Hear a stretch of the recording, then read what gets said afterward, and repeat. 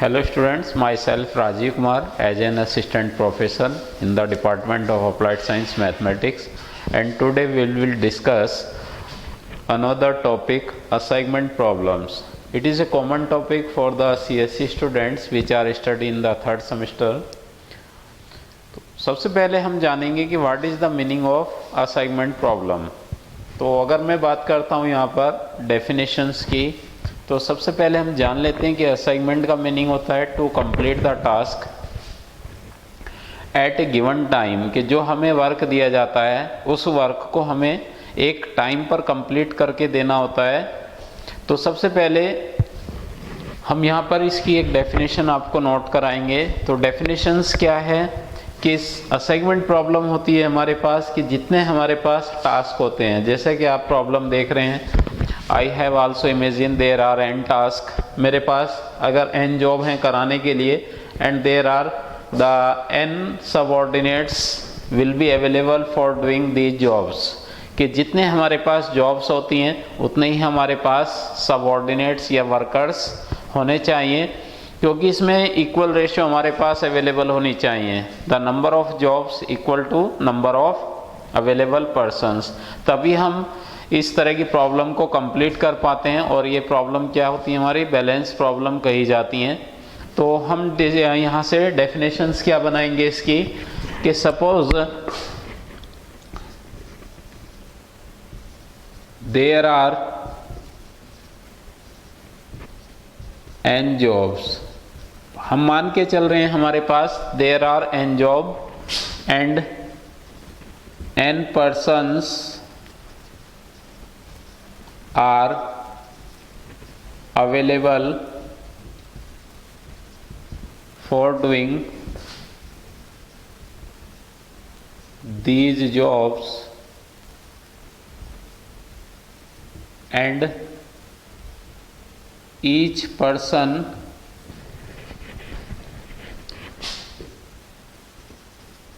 can do each job at a time though with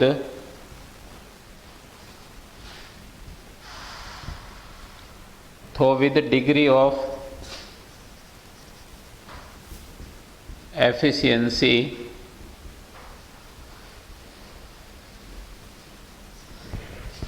यानी कि जितनी हमारे पास नंबर ऑफ जॉब्स होती हैं उतने ही हमारे पास नंबर ऑफ पर्सन्स होने चाहिए। तो suppose there are n jobs and n persons are available for doing the job and each person can do each job at a time.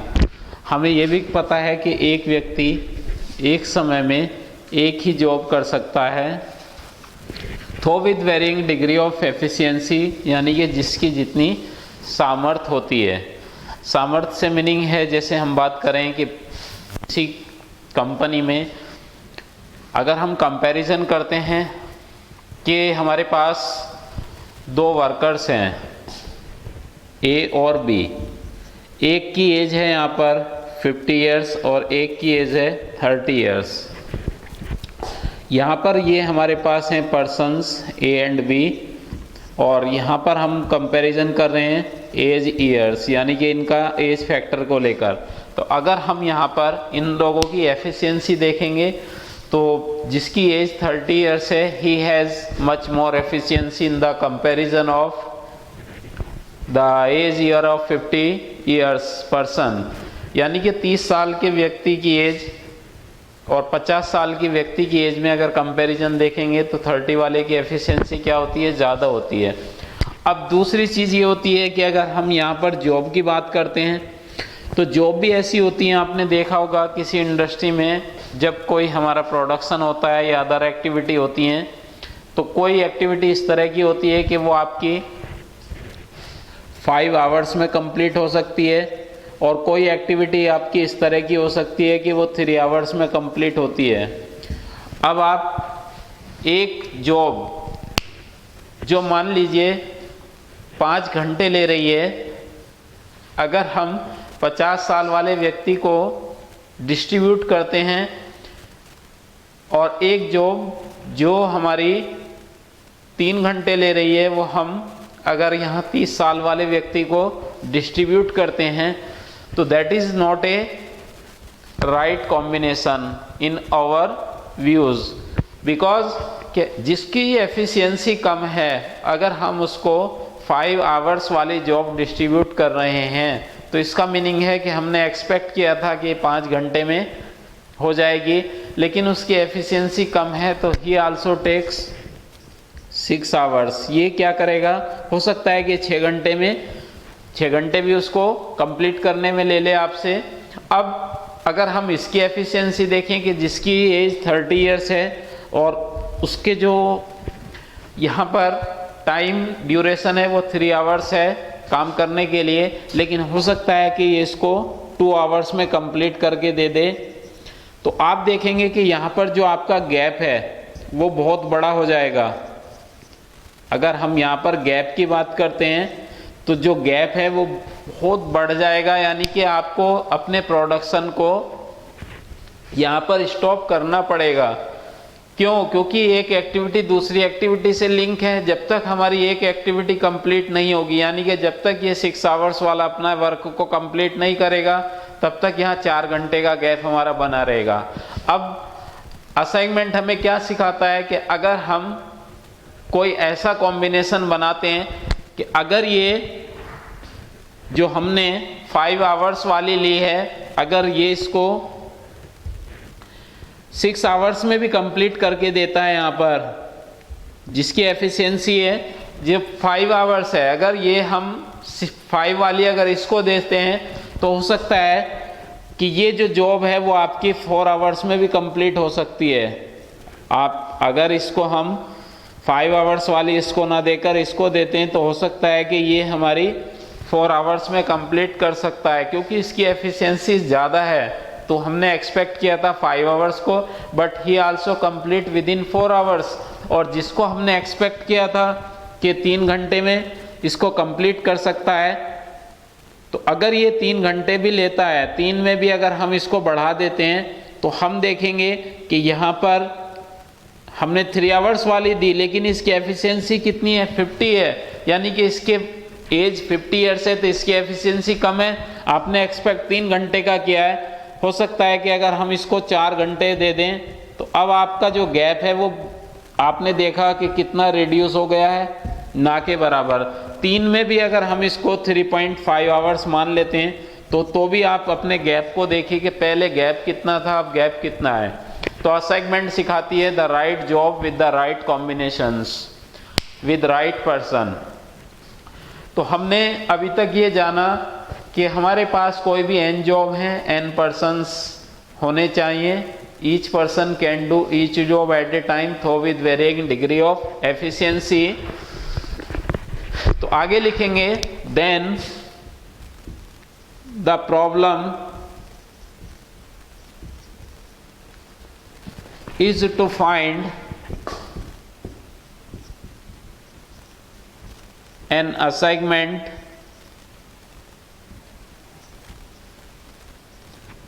then the problem is to find an assignment if the ith person assign the jth job. देखिए आई और जे हमने क्यों लिखा है यहाँ पर, क्योंकि हमें भी नहीं पता है, हम केवल यहाँ जनरल मान के चल रहे हैं कि कोई भी हमारा पर्सन है और कोई भी हमारे पास जॉब हो सकती है। If the ith person, ith से मीनिंग है हो सकता है कि मैं सेकंड पर्सन को बी जॉब दे सकता हूँ, सेकंड पर्सन को सी दे सकता हूँ, आपका सेकंड या फर्स्ट को मैं डी दे सकता हूँ।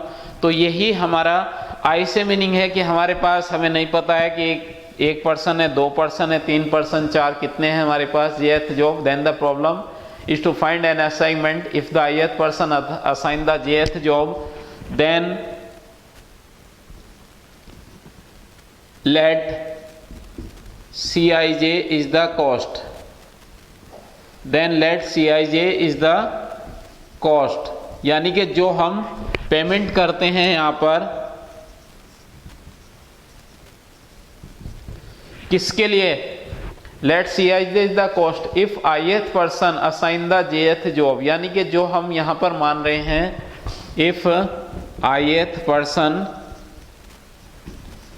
असाइन द jth जॉब, यानी कि जो हमने यहां पर जॉब ली है और यहां पर जो हम पर्सन ले रहे हैं ये हमें इसकी कॉस्ट दिखानी है, यानी कि उसका पेमेंट दिखाना है हमें, क्योंकि ये जो वैल्यू आपको दिखाई गई है इनसाइड ये हमारा कॉस्ट मैट्रिक्स बोला जाता है, इसको भी बताऊंगा मैं आपको। तो यहाँ पर अगर फर्स्ट ऑर्डिनेट ए टास्क को कंप्लीट करता है तो उसकी कॉस्ट हम 8 रुपीज़ पे कर रहे हैं। अगर इसको इसी सेम टास्क को सेकेंड पर्सन कंप्लीट करता है तो उसकी कॉस्ट हमें 26 रुपये पे करनी पड़ती है। अगर थर्ड पर्सन ए टास्क को कंप्लीट करता है तो 17 रुपीज़ पे करनी पड़ रही है। तो ये हमारा कॉस्ट मैट्रिक्स बोला जाता है। तो असाइनमेंट प्रॉब्लम हमें क्या सिखाती है, the total cost, then the total cost, जो हमारे पास टोटल कॉस्ट है विल बी मिनिमाइज। देखिए कॉस्ट हमेशा मिनिमाइज होनी चाहिए। अगर हम एज ए मैनेजर हैं तो हम क्या चाहते हैं कि हम इसको जो स्टडी कर रहे हैं अगर किसी इंडस्ट्री में, तो हम कब चाहते हैं कि हमारी लागत ज़्यादा से ज़्यादा आए। हमेशा हम क्या चाहते हैं कि जो हमारा टोटल कॉस्ट है वो मिनिमाइज होना चाहिए और प्रॉफिट कैसा होना चाहिए, and profit to be maximize, profit हमारा मैक्सिमम होना चाहिए। देखिए कभी कभी ये टाइम मैट्रिक्स भी होता है या इसको कॉस्ट मैट्रिक्स भी बोलते हैं, टाइम भी मिनिमम को ही इंडिकेट करता है। हम कभी नहीं चाहते कि कोई भी लेबर हमारी ज़्यादा टाइम ले, क्योंकि जितना ज़्यादा टाइम हम किसी जॉब को देंगे उतनी ही हमारी कॉस्ट लागत ज़्यादा आएगी। तो टाइम रिलेटेड, टाइम सीधा आपका कॉस्ट के प्रोपोर्शनल होता है। जितना टाइम ज़्यादा होगा उतनी कॉस्ट आपको ज़्यादा पेमेंट करनी पड़ेगी, जितना टाइम हमारा कम होगा उतनी हमें कॉस्ट कम पे करनी होती है। तो टाइम और कॉस्ट हमेशा मिनिमाइज होते हैं और प्रॉफिट हमेशा मैक्सिमाइज होता है। तो हम छोटी सी एक डेफिनेशन हमने इसको लिखी है, अगर शॉर्ट में हम समझें तो हम यहाँ पर कह सकते हैं कि एक साइड हमें जॉब दी जाएंगी, एक साइड हमें पर्सन दिए जाएंगे। हमारे पास यहाँ n जॉब होंगी, n पर्सन होंगे। जब कोई भी व्यक्ति किसी भी जॉब को कंप्लीट करेगा तो उसको हमें पेमेंट करना है। पेमेंट कितना मान के चल रहे हैं हम, CIJ, ये हमारी क्या है, कॉस्ट है। ये कॉस्ट कब होगी, जब हमारा कोई भी व्यक्ति यहाँ पर इफ द ith पर्सन किसी भी जॉब को कंप्लीट करेगा, jth जॉब, तो ये पेमेंट कैसा होना चाहिए, CIJ विल बी मिनिमम। तो छोटी सी डेफिनेशंस को हमने केवल इन 4 वर्ड में डिफाइन किया कि suppose there are n job and n persons are available for doing this job, each person can do each job at a time, तो with varying degree of efficiency. तो problem में हमें एक assignment find करना है कि पता नहीं हमें कौन से व्यक्ति को कौन सी जॉब देनी पड़ जाए। तो if the ith person assign the jth job then the total cost will be minimum and profit to be maximum. तो ये अब तक हमने डेफिनेशंस की बात की। तो आई होप कि आपको ये डेफिनेशंस तो अब तक समझ में आ गई होगी।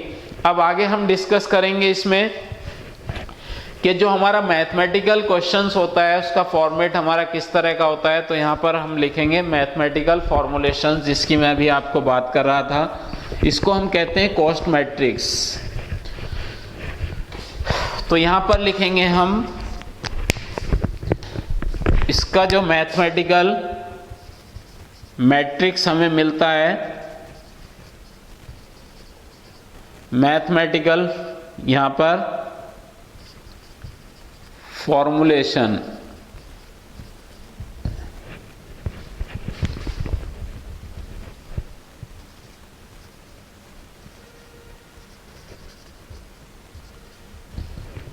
ये देखिए प्रॉब्लम आपको इस तरह की एग्जाम में मिलेगी।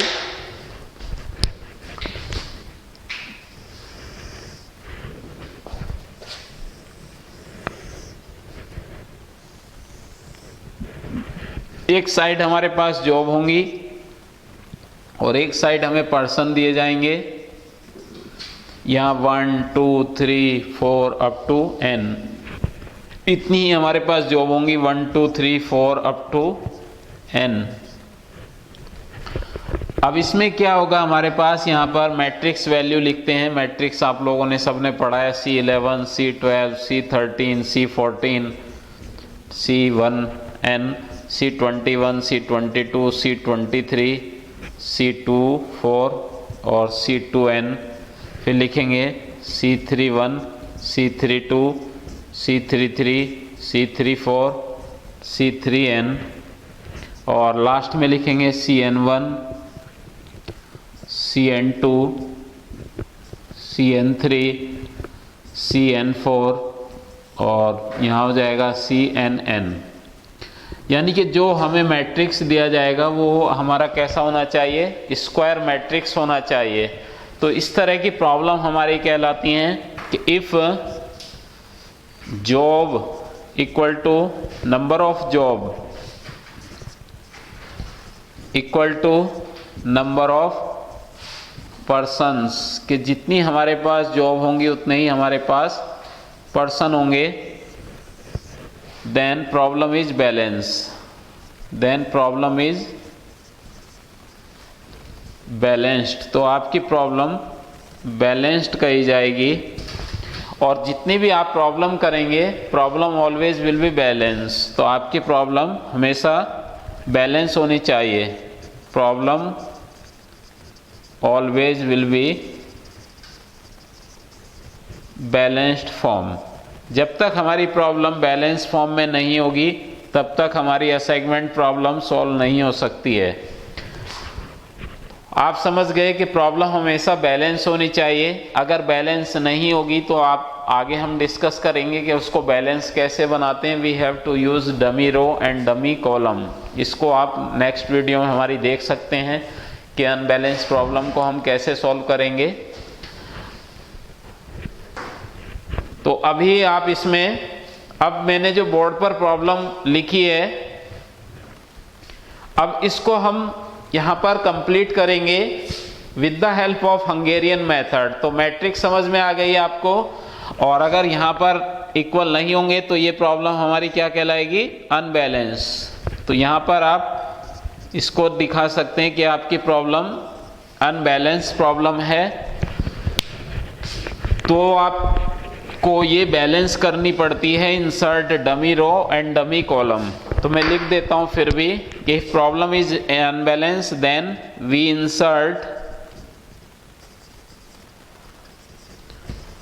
Dummy row oblique column.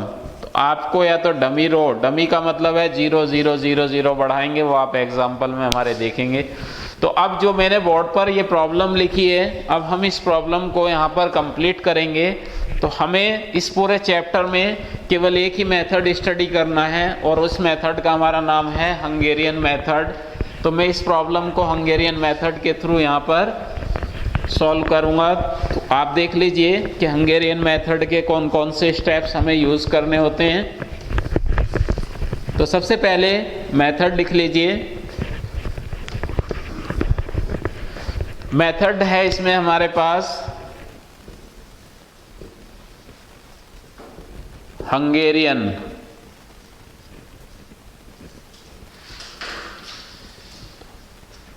मैं इसको हंगेरियन मेथड के थ्रू सॉल्व करूंगा।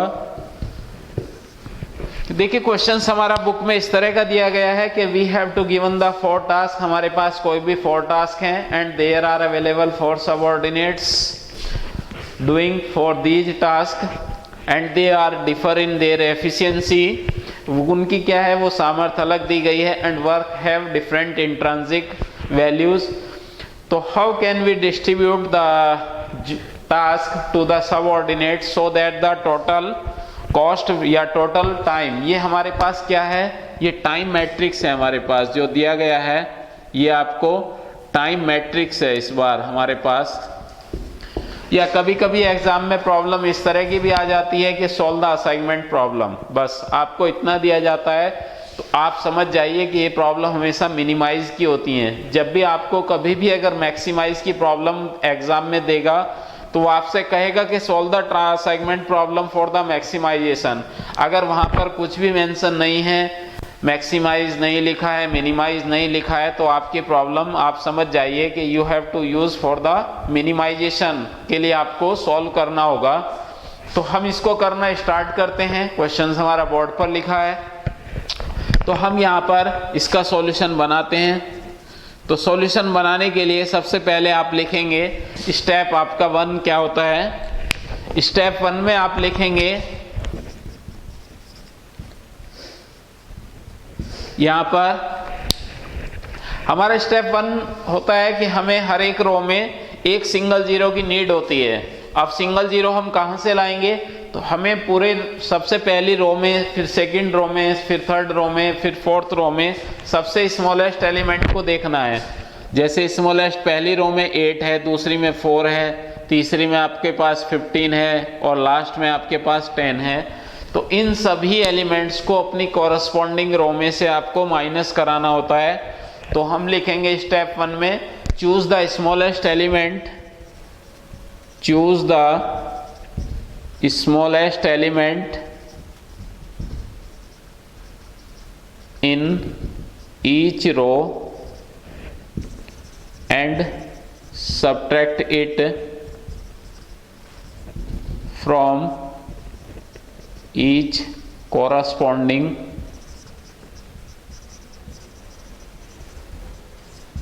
row elements। अपने ही रो एलिमेंट्स में से आपको माइनस कराना है। तो यहाँ पर जो हमारे पास मैट्रिक्स हमें मिलेगा उस मैट्रिक्स को फिर से आप यहाँ पर बनाएंगे और ये मैट्रिक्स हो जाएगा हमारे पास A B C D। यहाँ पर हमारे पास हैं subordinates, first, second, third, fourth. तो अगर हम 8 में से 8 को लेस कराते हैं तो कितने वैल्यू हमें यहाँ पर मिलेगी, 8 माइनस 8 कराएंगे तो 0 आ जाएगा। और यहाँ पर तो लिखिए आप 0 और यहाँ पर आएगा 18, यहाँ पर कितना आ जाएगा हमारे पास 9 और 3, उसके बाद है 4 लेस कराइए तो 9, 24, 0, 22, उसके बाद 23, 4, 3, 0, 9, 16, 14 एंड 0। तो ये स्टेप हमने कंप्लीट किया है रो के लिए। अब हम यहाँ पर स्टेप सेकंड कंप्लीट करेंगे कॉलम के लिए। अब आपको कॉलम में भी यही अप्लाई करना है। तो आप लिखिए choose the smallest element, choose the smallest element in each column and subtract it from each corresponding column elements। लेकिन इसमें एक बात आपको ध्यान रखनी है कि जो भी आप वर्क करेंगे वो न्यू मैट्रिक्स से वर्क करेंगे। आपको ऐसा नहीं कि अब इस कॉलम में आपको स्मॉलेस्ट देखना है। अब आप जो देखेंगे वो इस कॉलम में चूज करेंगे कि इस कॉलम में सबसे स्मॉलेस्ट क्या है। इसमें सबसे स्मॉलेस्ट है 0, इसमें सबसे स्मॉलेस्ट है 4।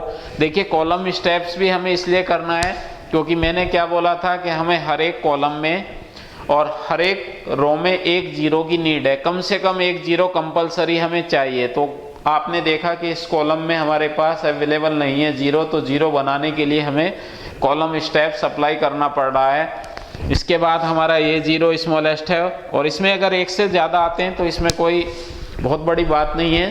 किसी किसी कॉलम में सारे भी जीरो बन सकते हैं, किसी रो में तो बनने दीजिए। अब आप इसमें जीरो को यहाँ पर लेस कराएंगे तो हमारे पास जो मैट्रिक्स हमें मिलता है उसको फिर से लिखेंगे A B C D task हमारे पास हैं और यहाँ सबऑर्डिनेट हैं first, second, third, fourth.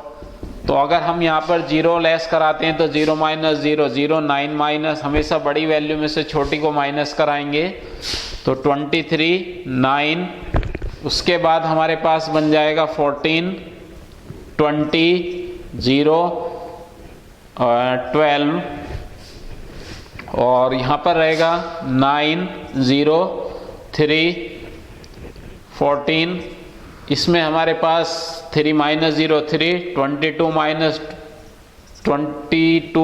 0, 22, 0 minus 0 0 and 0 minus 0 0। अब आपने देखा कि हमारे पास हर एक रो और हर एक कॉलम में एक एक जीरो बन चुका है।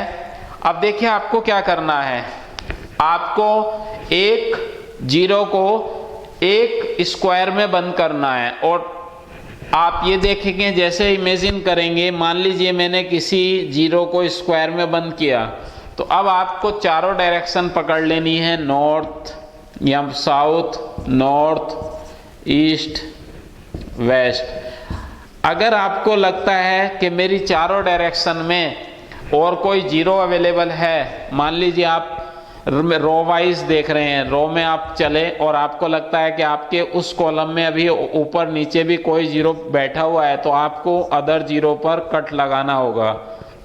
मान लीजिए अगर आपको लगता है किसी रो में एक से ज़्यादा जीरो हैं, तो आप किसी को भी स्क्वायर में बंद कर सकते हो। रूल कुछ नहीं है हमारा कि हमें किसको लेना है किसको नहीं लेना है। अब मान लीजिए आप इस प्रॉब्लम को देखते हैं। अब इसको मैं पहले आपको थोड़ा सा रफली बता देता हूं कि आपको क्या करना है। आपने इस प्रॉब्लम को यहाँ पर एक हम रफली आइडिया ले लेते हैं। इसमें हमने इसको फिर दोबारा कॉपी करके लिखा।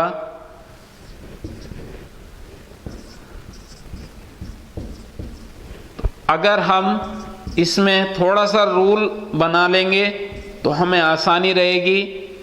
अगर हम बिना रूल के चलेंगे तो हमारी प्रॉब्लम थोड़ा सा हमारे लिए डिफ़िकल्टी क्रिएट कर सकती है।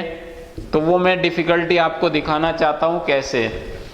मान लीजिए आप बिना किसी रूल के, इसमें आपका मन करता है कि सर मैं तो इस जीरो को बंद करना चाहता हूँ। ठीक है, आपने पहली रो और पहले कॉलम में इसको बंद किया, तो आपने देखा कि इस रो में और कोई जीरो अवेलेबल नहीं है और इस कॉलम में और कोई जीरो अवेलेबल नहीं है।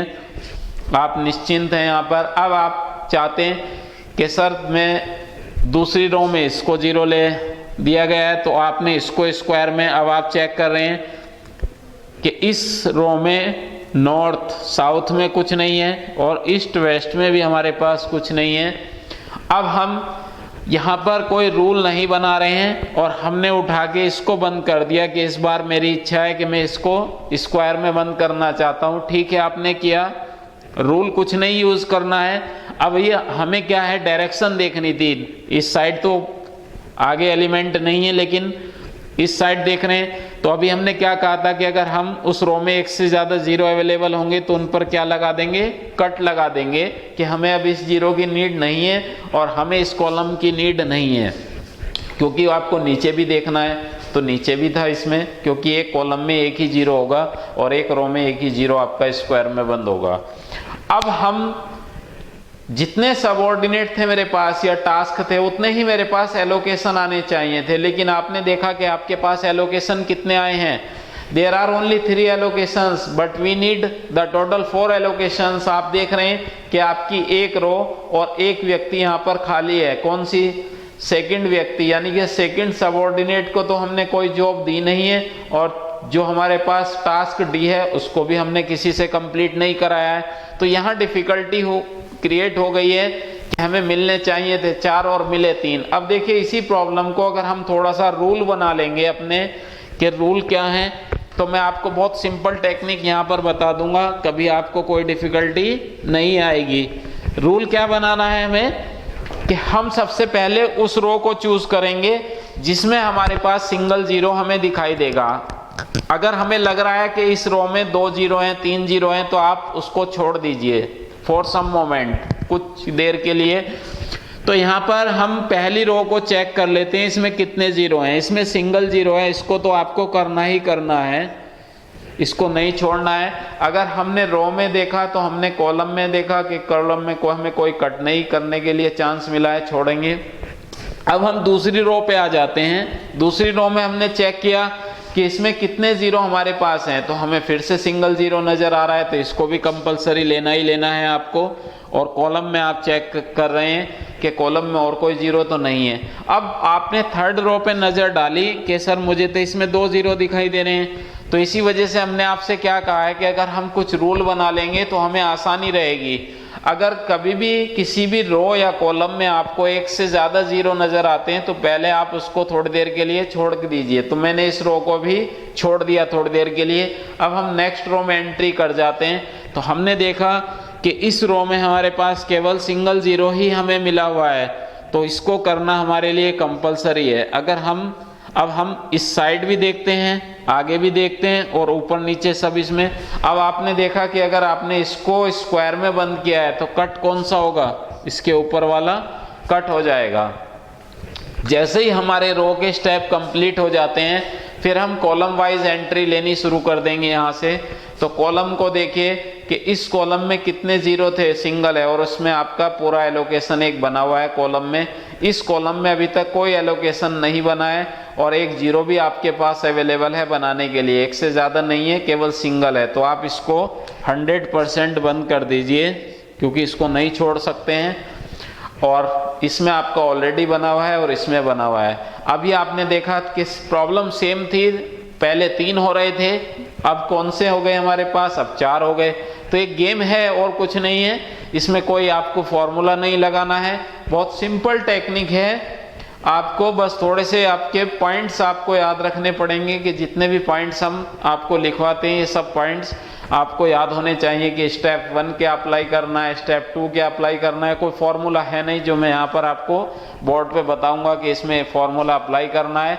बहुत लॉजिकल मैथ है, आप बहुत इजीली इसको कैच कर पाएंगे। तो इस तरह आपकी ये प्रॉब्लम कंप्लीट होती है। तो अब इसका आंसर क्या होगा तो वो मैं लिख देता हूँ। अब हम लिखेंगे ऑप्टिमल सॉल्यूशन क्या बनेगा यहाँ से, ऑप्टिमल सॉल्यूशन। ऑप्टिमल सॉल्यूशन हमारा ये बनेगा कि यहाँ पर एक साइड जो हमारे पास यहाँ टास्क थे, एक साइड हमारे पास यहाँ पर सबऑर्डिनेट थे और एक थे हमारे पास यहाँ पर लिखेंगे इन्होंने कितना कितना टाइम ले रहे थे। तो मिनिमम टाइम किस में था हमारा, आवर्स में। तो टास्क जो हमारा ए टास्क है, जो हमारे पास ए टास्क है उसको कौन कंप्लीट कर रहा है, फर्स्ट पर्सन। जो हमारे पास बी टास्क है उसको कौन कंप्लीट कर रहा है यहाँ पर, थर्ड पर्सन। और जो हमारे पास सी टास्क है उसको कौन कंप्लीट करेगा, सेकंड पर्सन। और जो हमारे पास डी टास्क है उसको कंप्लीट करेगा यहाँ पर फोर्थ पर्सन। अब मिनिमम टाइम की बात करते हैं तो टाइम देख लीजिए। टाइम आप कहाँ से चूज करेंगे, आप ये ओरिजिनल क्वेश्चंस में जाएंगे जो आपको क्वेश्चन वैल्यू दी गई थी। यहाँ पर देखेंगे कि जहाँ पर मैंने एलोकेशन बनाया है वहाँ पर मुझे ओरिजिनल वैल्यू कितनी दी गई थी। तो यहाँ पर ओरिजिनल वैल्यू कितनी थी हमारे पास, 8। तो यहाँ पर लिखेंगे 8। फिर यहाँ पर ओरिजिनल वैल्यू हमारे पास कितना टाइम था जो क्वेश्चंस में हमें दिया गया था, यहाँ पर था 4। तो यहाँ पर लिखेंगे आप 4। उसके बाद है हमारे पास यहाँ पर कितना था, 19, और इस जगह पर था हमारे पास 10। तो इन चारों वैल्यू को हमने ओरिजिनल क्वेश्चन से कंपेयर किया, 19 और 10। अब आप इन सब का यहाँ पर टोटल अप्लाई करेंगे कि टोटल वैल्यू कितनी आ रही है। तो टोटल वैल्यू आ रही है यहाँ पर 41, यानी कि जितना भी हम टास्क कंप्लीट कराएंगे इन सभी टास्कों को कंप्लीट कराने में हमें टोटल 41 आवर्स लगेंगे। तो इस तरह आप इस प्रॉब्लम को बनाएंगे। देखिए कुछ क्वेश्चंस आगे जो हम नेक्स्ट वीडियो में अपनी आपको बताएंगे कि कुछ क्वेश्चंस ऐसे आएंगे कि हम सब रूल अप्लाई करेंगे लेकिन फिर भी हमारे एलोकेशन कंप्लीट नहीं होते हैं, कहीं 3 बनते हैं, कहीं 2 बनते हैं। तो उसमें हमें कुछ लाइन ड्रॉ करनी पड़ती हैं, वो हमारी नेक्स्ट वीडियो में हम उसको डिस्कस करेंगे। Thank you.